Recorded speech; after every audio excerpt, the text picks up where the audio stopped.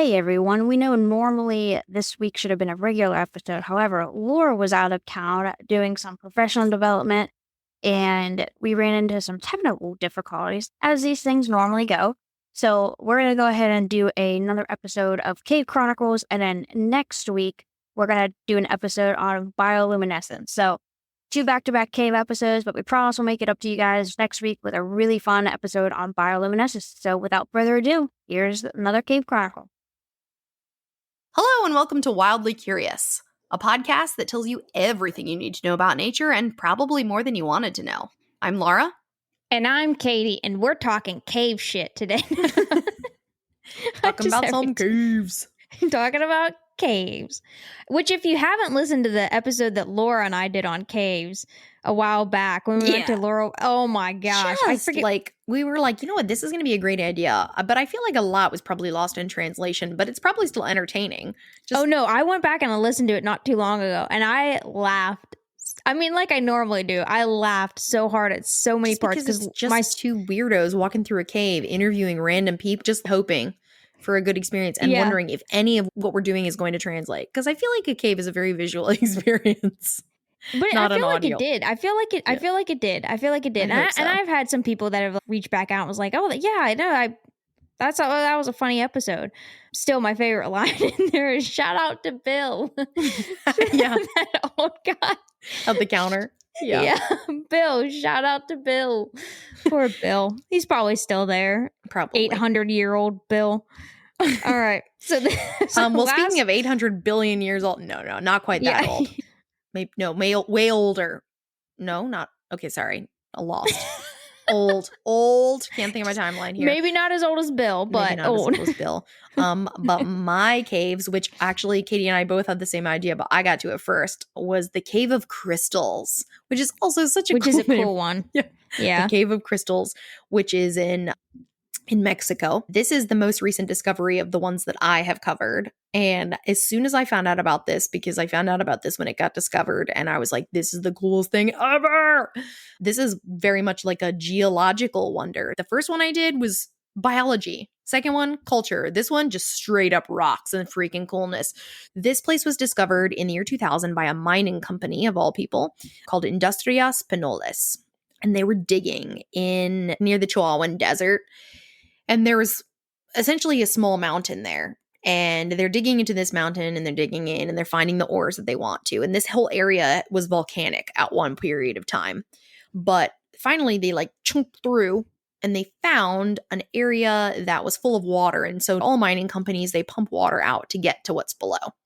And when they did that, they found the world's largest crystals that anybody's ever seen. These are giant crystals of gypsum. And when I say giant, I mean like something from Minecraft or Pandora or something that is not on this planet. Superman, something not from Earth. They're 12 meters long, 1 meter wide. Crystal spikes coming out of the earth. That's freaking huge. And they weigh 40 to 50 tons per crystal. Which is insane. That's so heavy. And so they are gypsum. So how did all of this happen? Well, about 26 million years ago, so maybe as old as Bill. Poor Bill. Shout out to Bill. Magma rose up and formed this mountain. And while it was forming this mountain, it forced hot mineral water into the surrounding limestone rock.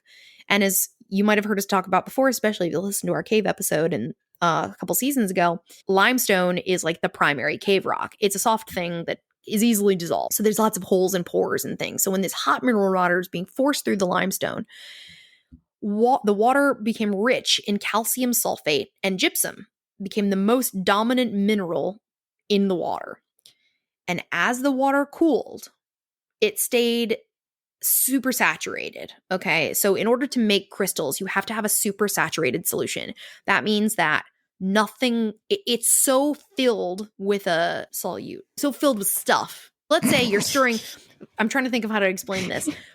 Let's say you put salt in water and you're stirring it, and the salt all dissolves. And you put more salt in and it all dissolves. You put more salt in and it all dissolves.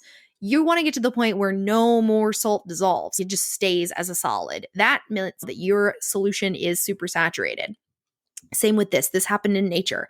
It stayed just barely supersaturated and became the perfect atmosphere for growing these large gypsum crystals because it cooled over millennia. Okay. If it had cooled quickly, the crystals wouldn't have formed the size they were, maybe smaller. But over millennia of cooling, they grew infinitesimally, but to huge proportions. And so they actually tried to they were like, okay, well, how old are these crystals? It's pretty hard to tell unless you grow them in a lab and then just extrapolate the numbers. So by doing this in the lab, growing them in these conditions, they estimate that it took 1 million years to form.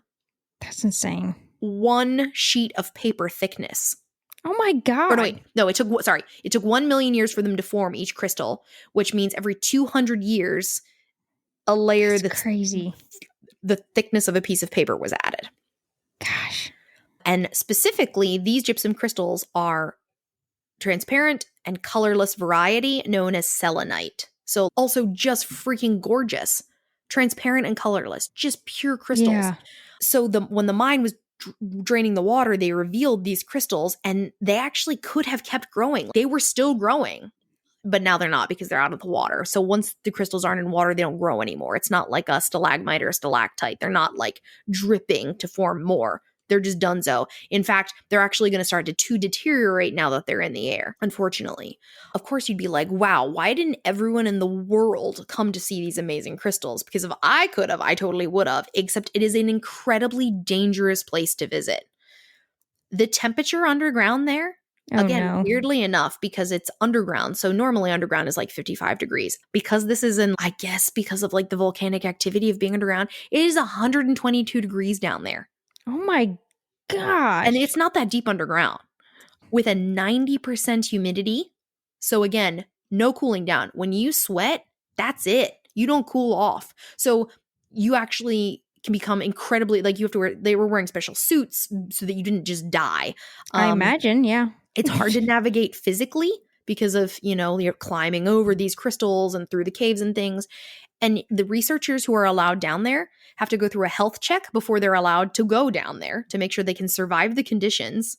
And they're only allowed down in that room for 10 to 15 minutes at a time because it's just too dangerous, especially because, like I said, those crystals are 40 to 50 tons and without water to hold them up because they're like sideways. And gypsum is really a really, really soft rock.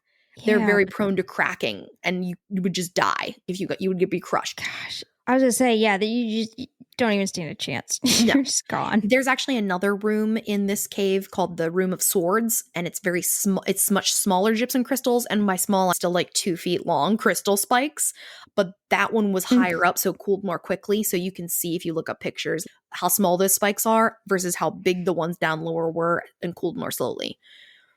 However, or maybe as a bonus, it's like a lost treasure because in 2015, a leak happened in the mine elsewhere and they couldn't drain it fast enough to allow it to be safe. Yes, this place is still out of water, but they had to shut down that section of the mine and they have not opened it back up. So since 2015, it has been closed to humans. Maybe they'll get in another way another time. They're still mining this mountain. They might end up coming in through another direction. Yeah. But you never know. It might be sealed up to time. That was our one moment to see it, and now it's gone forever. And like I said, unfortunately, these will deteriorate over time as they're exposed to air. But what an incredible, man, I would give so much to go see them. Yeah, that would be cool. I mean, minus 120 degrees, which to be fair, that's like Texas. So, I mean, I feel like I could survive for 10 to 15 minutes. Hashtag worth it. Oh my gosh.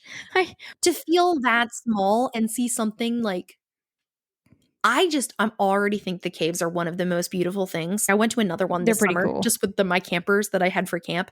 And I'm talking like a really tiny cave. But I could not get over how beautiful it was. And so to imagine spikes, I would be like, oh! Right. It would be pretty cool. It would just be a magical place. Laura just be so happy there. I would be like in Middle Earth. Happy. Just happy. That's the Cave of Crystals. Right, yeah, Cave of Crystals. That was a good one. That was one that Laura and I we had on our list. So I didn't do a ton of research into it, but I knew enough about it because there's all kinds of documentaries. Yeah, like a Time article and all kinds of things. People were like, "This is pretty cool." Stuff on it. Yeah. So make sure you guys check it out on Patreon. We'll post some pictures and stuff up on there. And then next week, another regular long episode. And then after that, Last Cave Chronicle. Yeah, Last Cave Chronicle. And I'm going to be talking about cheddar. Cheddar? Yep, but not the cheese. But spelled like the cheese. I'm interested. So, there's your cliffhanger. So make sure you guys check us out on Patreon, and then we will talk to you next week. See you, everybody.